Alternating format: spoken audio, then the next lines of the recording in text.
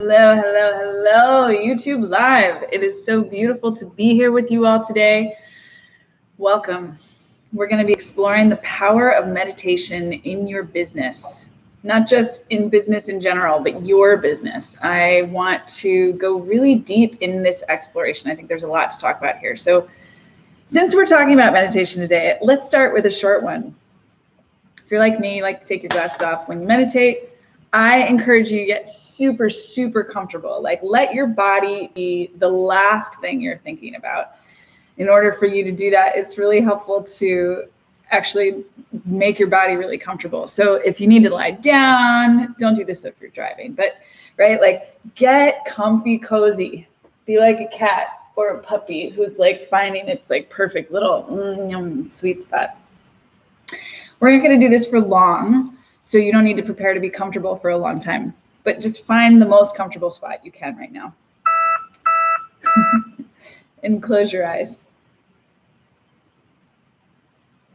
Welcoming all the sounds to be here with you. And again, if you prefer to keep your eyes open, that's your choice. Of course, always, always, always. But I like to close my eyes because it helps me to go inward.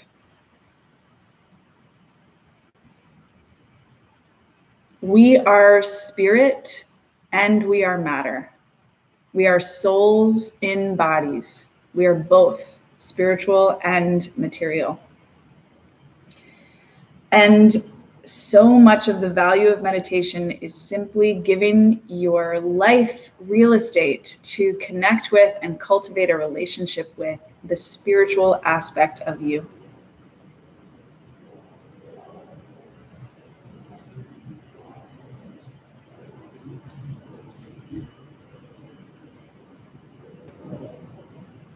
You really cannot do this wrong. There's nothing that you're really trying to do. It's literally just a matter of sitting down rather than standing up, being still rather than walking, breathing in and then breathing out, both.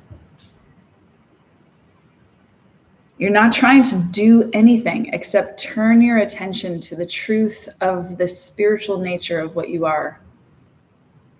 The energy or the love or the attention or the awareness or the consciousness, whatever word lights you up. All of those things can be the focal point of your meditation. You could use a mantra. You could cultivate a quality like kindness or compassion, gratitude. In this meditation, we're just dropping in and feeling what it feels like to know that we are more than these material bodies.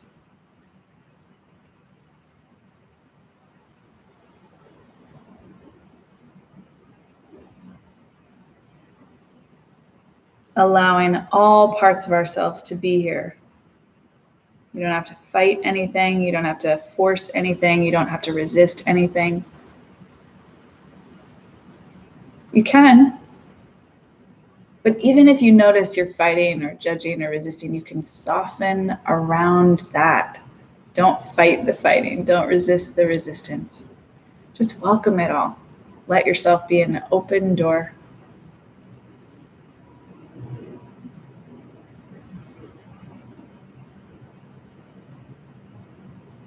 There's an energetic transmission that happens when we are together meditating. And that transmission is happening now for those of you that are here live. And the transmission is being encoded in the file that YouTube is creating. So those of you that watch the replay, you can tap into that energetic well just as easily. You are supported. You are held. You are loved. You are welcome as you are.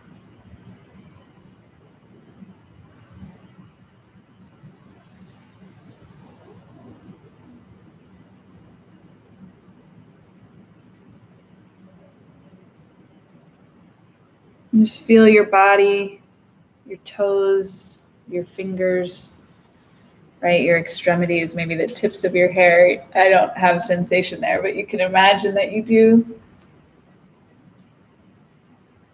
And just breathe life into your body. Move your body, make sound with your body, whatever feels good to you to bring you back to the experience of the matter that you are. And the technology can be a really fun place to integrate, because you can now, if you want, you can type into the chat like, hey y'all, I'm feeling good, or hey y'all, that was really hard for me, or hey, like you can interact with your physical matter from this space. So why are we talking about meditation today? A few reasons. The first, it's fine. I'm with you guys. That sound is my glucose monitor telling me that my blood sugar is low. I've already taken some sugar. I'm good. But it's fussing. So I went to a meditation retreat recently. Some of you guys saw. We made a really fun meme of like, what's her name? Katy Perry walking around with these wings. We're like, after meditation retreat, I'm going to be bumping everybody with my high vibration. And sure enough, it was such a pleasurable, joyful reunion for me. And it reminded me of some things that I've been taking for granted, and I wanted to bring them up with you guys, because I actually think that having daily practice routine is game changing, and I haven't been talking about that. I don't know if you guys agree with me. I don't know if you guys have a daily practice. I'm curious. So I'd love to start there. Those of you that are here live, and those of you that watch the replay too, what is your daily practice? Do you have a daily practice? How does it serve you? How does it show up for you? I think that the important piece about this is that the value in my mind, the value of the daily practice is not about discipline. It's not about performing a spiritual life. It's not about doing something good or doing something right. We can focus entirely on the results aspect. It's just very replenishing.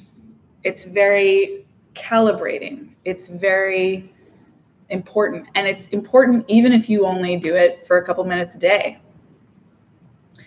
So there's something really potent for me about remembering, like, oh, I actually don't think that there's a whole lot for me to talk about with someone who hasn't had a significant experience with daily practice, daily meditation practice. It could be dance practice. It could be mantra practice. It could be music. It could be silent meditation, Zen, heart-centered. It could be yoga. I have no attachment to what the practice is, but there is something about the maturity that we develop in our relationship with ourselves when we show up to connect with the truth of who we are and what we are every day, that I'm finding more and more just can't be replaced. There's no substitute. And I can be very, very upfront with you guys. I am actually not the best example of daily practice. I have had periods in my life where I did meditation for an hour every day. I've had for years, I did that. That has not been so much what I've been doing lately. But going on this retreat reminded me, like, oh yeah, this is worth recommitting to. And so since I got back from retreat, I've been meditating every day, and it's like eating, it's like drinking water, it's like sleeping, it's like it's brushing your teeth. It's basic. And you do all these other things with such grace and ease, generally, right? You eat, you feed your body, you bathe your body. Meditation is the same thing. So very, very nice to be with you guys. What a fun crew. So I'm not so interested in talking about like how to hack that. I think you can figure that out. Like when you're ready to actually have this experience every day, you'll do it.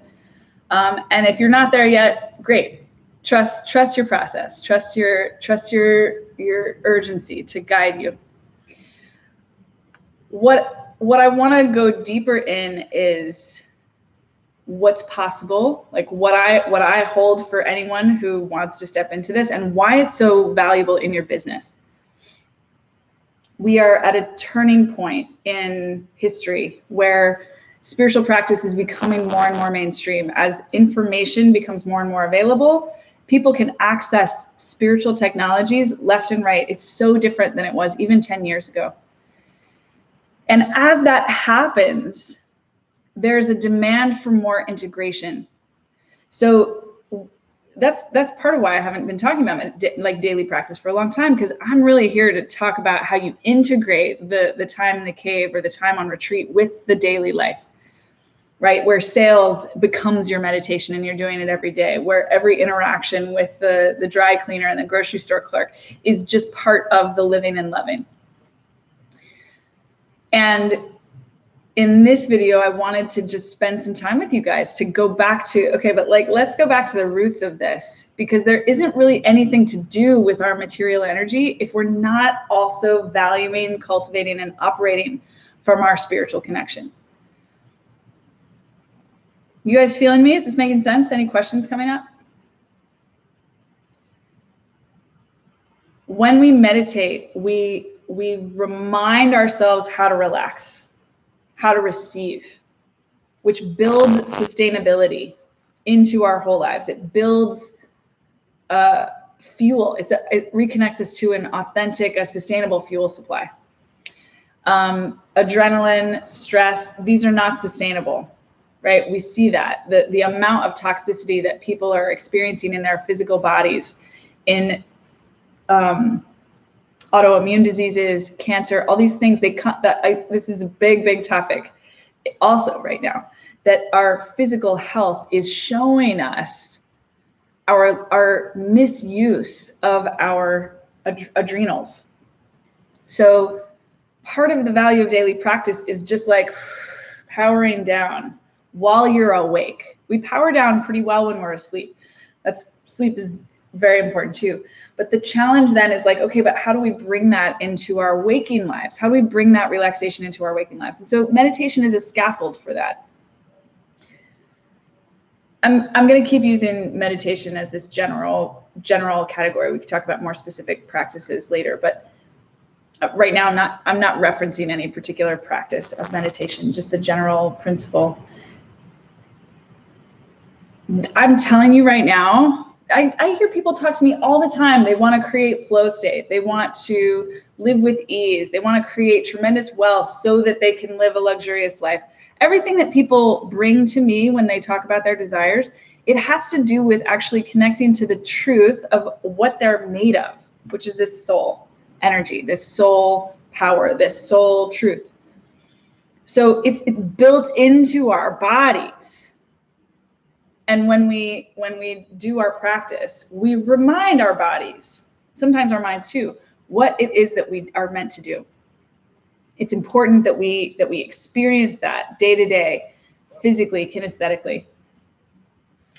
The other thing that happens is that we open up our channels to create and receive.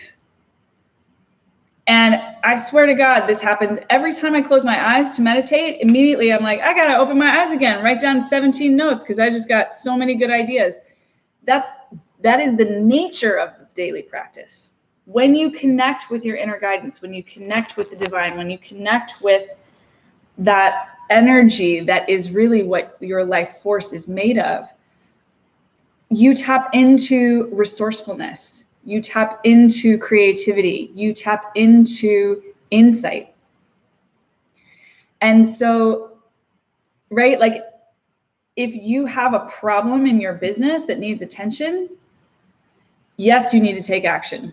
Please don't misunderstand me. Do not take this video to mean like go live in the cave or go be on retreat for the rest of your life. The work is yoga literally means to yoke. Right? It means to bring together body and spirit and matter, right? So that's what we're looking for, is this integrated living where we are coming from the space of truth, love, compassion, connection, soul, flow, and in the world. So when we have problems, challenges, obstacles in our business, one of the most important resources for us to be tapping into is our practice. And I am recommending that we do that proactively, but of course you can, if something comes up, you can do it responsibly as well. The non-meditating version of us ends up like this, right? Just shutting down more and more. For me, it's kind of gradual. Like if I haven't meditated for a while, it might be here, but I can't. I'm looking out at the ocean right now and I can't see it. This small patch completely covers the window. And then over time, as I continue to not practice, my scope of view gets very, very small.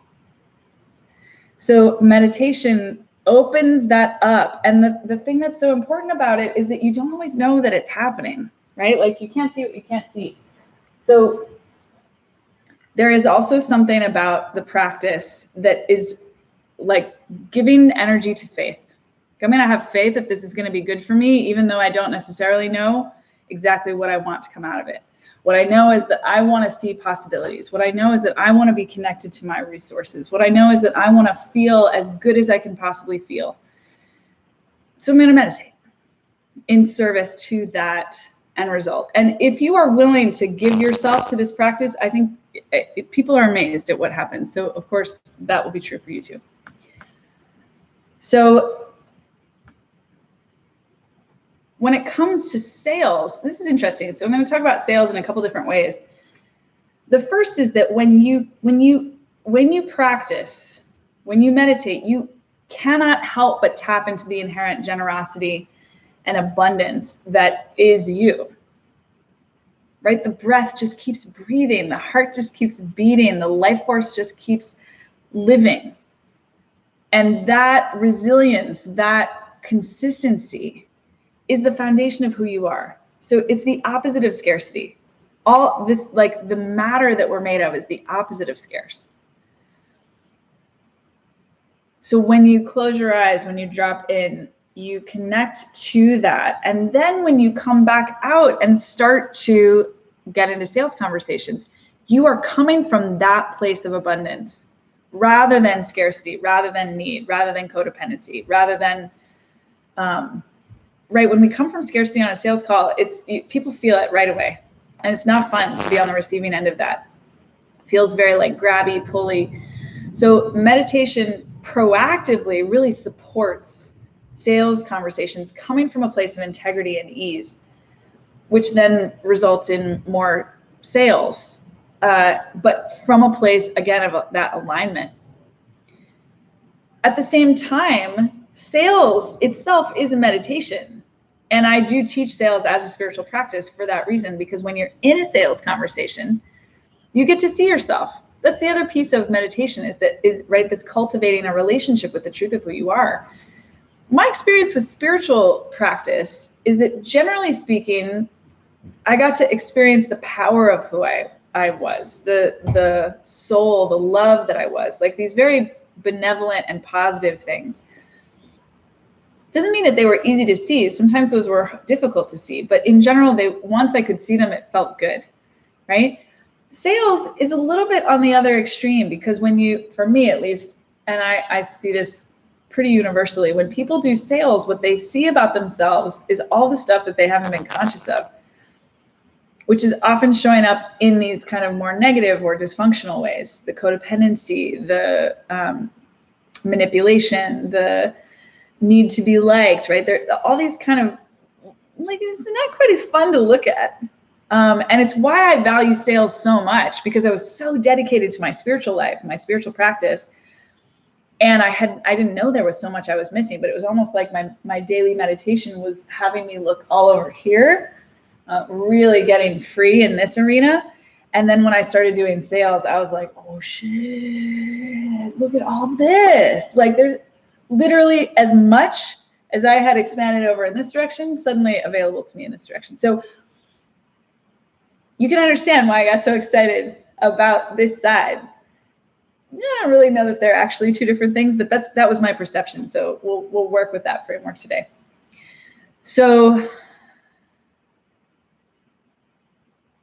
Last night I was on a conversation with Kat Tremarco, who's a beautiful entrepreneur I recently met, and she said something about,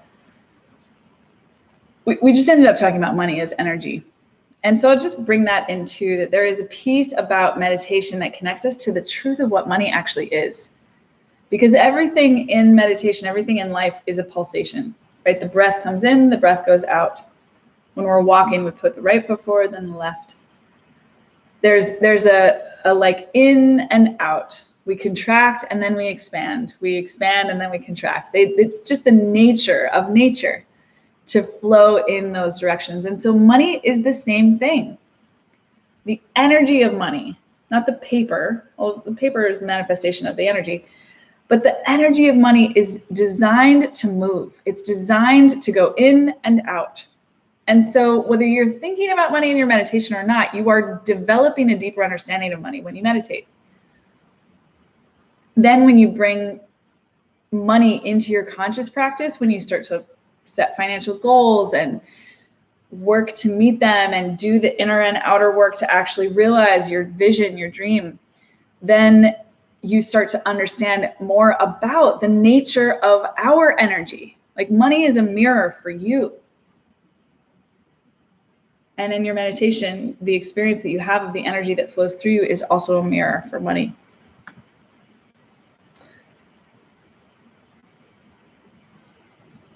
And the final piece is that I want to share anyway today is just that a lot of people at this meditation retreat, there were a lot of new people that had never meditated before. And even though I've been meditating for decades and have taught meditation for decades, it was a new experience for me too, because the teachers that were running the show are not my teachers historically. They were new to me, and the way they approached meditation was fascinating to me. And so I was just really engaged in the being a beginner. And what a lot of people talked about how difficult things were for them in meditation, how they, they very judgmental on themselves. Like, this is so hard. I can't keep my mind on focus.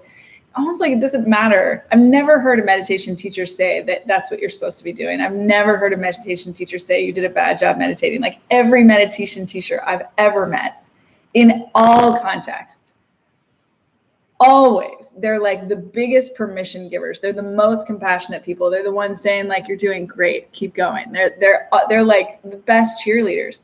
So it's a fascinating thing to witness, like in a container where really it's like, no, really, you can't do this wrong. No, really, like, no, really, you can't do that. No, and I mean it, really, you can't do this wrong.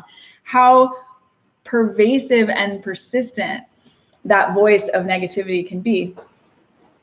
So I'm bringing that in because I have had the privilege of working with teachers who were really dedicated to me understanding that. And so the vast majority of my experiences in meditation have been really blissful. And I feel like that's not because I'm better at meditation. That's not because I'm somehow doing it right. It's just because I've had really good teachers who insisted that I release the self-judgment, that I let go of the efforts to perform meditation. That's not the goal. And to really be with myself and feel the bliss that's there. It's there. It's there. And even that's not the goal. The bliss isn't the goal. It's the awareness is the goal. If that's even a goal. But you know what I'm saying? Like, it's like the results, let's say, of the meditation. It's not dependent on bliss, but I want to really infuse this for you, that anyone who's listening to this, there's more bliss for you.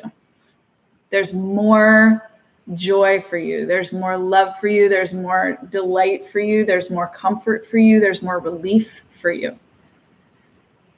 And that's really like, it changes the whole jam, the whole situation.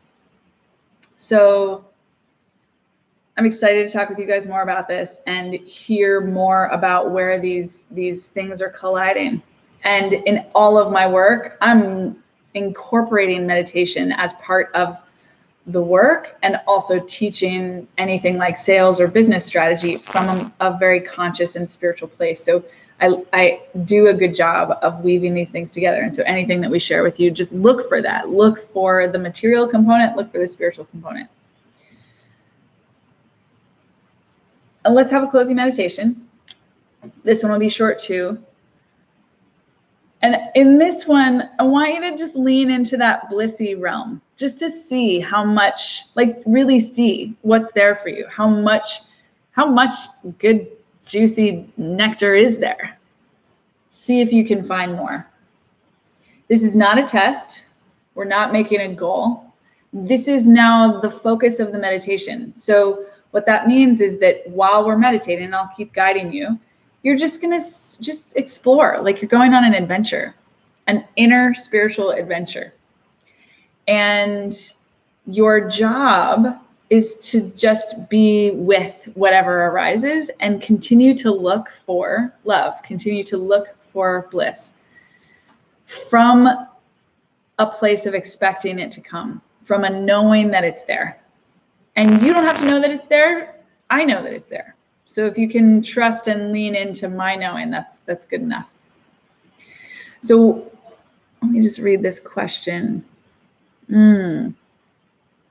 Okay, so let me answer this question before we go in. So Michelle just asked, what do you think about people being afraid of that joy and light? The "we are afraid of our light" idea, which is, I associate with the Marianne Williamson quote, being attached to the stories of pain.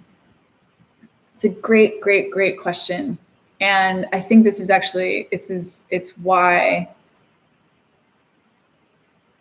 it's tricky to talk about bliss in meditation, because not everybody will experience it. And even I, who have experienced it a lot, I don't experience it every time. But I know it's there. I know it's there. And so my suggestion for you and anyone else that's kind of working with that edge is to just know that it's there. Don't make your experience right or wrong. Your experience is your experience. It's just you showing up is massive. You get to applaud and celebrate and congratulate yourself just because you're here watching this video, being with me, being with yourself, being with each other as we explore this topic. So kind of take that evaluative side out of the conversation. It's like it's done. You've already gotten the A. And now what's here? Is there bliss here? Is there bliss here? Is there joy here? Is there love here? And my proposal to you is that even in the deepest pain, you will find joy. Even in the deepest suffering, there is bliss right underneath the surface. And many times our contrast or our contraction, where we aren't feeling that, is designed to get us even closer to it. There's all these beautiful stories that come from the Indian lineages. Many, many, many stories about God fighting some form of a demon. And over and over and over again, like basically good and evil. In the West, we would call this like a story of good and evil. And you'll see if you like watch a Western movie version of the Mahabharata or the Ramayana or something like that, you'll see that the West plays up the good and evil piece. But if you really look at the text and study these stories, what you'll find is that it's not really good and evil. It's really God and the servants of God showing up in demon form. And so if we look at the demons of our own lives as like the egotism, the contrast, the resistance, the pain, the suffering, all that stuff, and the God as the bliss, the joy, the love. In these stories, the demons are always just trying to get to God. They're like, I've meditated, I've like waged wars, I've done all these practices, I've gotten boons from 1,000 different demigods. I'm like trying to freaking get to you, God. Damn it. Well, how do I get there? Oh, maybe let's throw a war. I'll become a demon and like chase you around. And so when you go underneath the surface of the story, what you find every time is that these sort of evil characters are just as much in service to this expansive, enlightened state. They're just using the tools and resources that they have to get us there. And that's radical. It's not a Western thought. It's part of why going to India is such a powerful thing, because it's hard to really transmit until you go there, and then you're just surrounded by that. You can feel it as soon as you land in the country that there's something else happening. This is not a good bad paradigm. And so play with that today. Trust that everyone that's showing up is here in service to you. Yes. Great. Beautiful. Yeah, so play with, Shri just named this, like summarized, having faith, like seek the faith that the ultimate truth of what's underneath everything is bliss, love, compassion, abundance, truth, ease, joy. Okay? So we'll just do a couple minutes together. If you can, take your glasses off, get comfortable, close your eyes, same as we did in the beginning. And for the first minute, just drop everything that you can drop. It's hard to let go.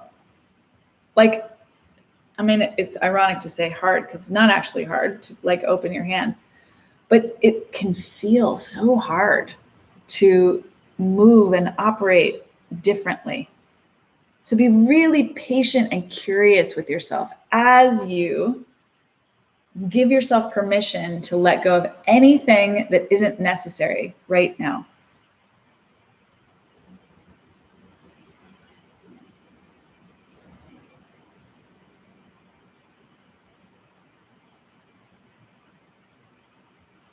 You can let the sound of my voice be the focus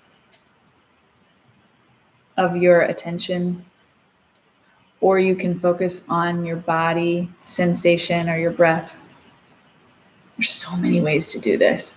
In this moment, I'm just going to invite you to actually be really gentle about what you're trying to do with your attention. Just keep with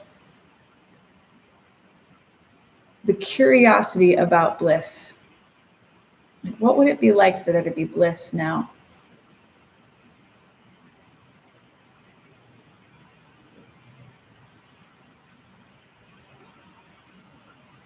It's very simple, actually. It's part of why people find it difficult to meditate, because we're so trained to work hard, to strive and struggle. And the nature of our essence just isn't about that.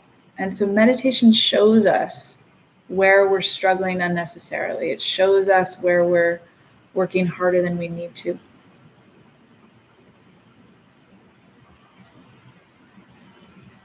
It's not wrong to work harder than you need to. It just is. We all do it. You're in good company. When you notice that you're working harder than you need to, then you can get curious. Maybe I'll make a new choice today. Maybe I can drop this altogether.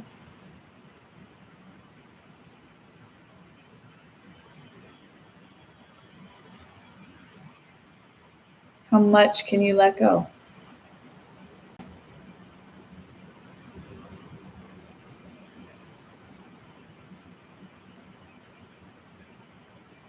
How much can you let in? There's no right answer. These are not test questions.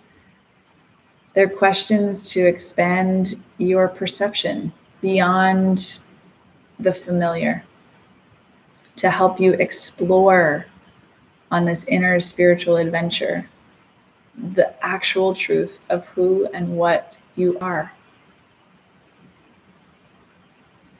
Because it's not this body, it's not these thoughts, it's not even these feelings, it's not even these experiences. It's something underneath all of that.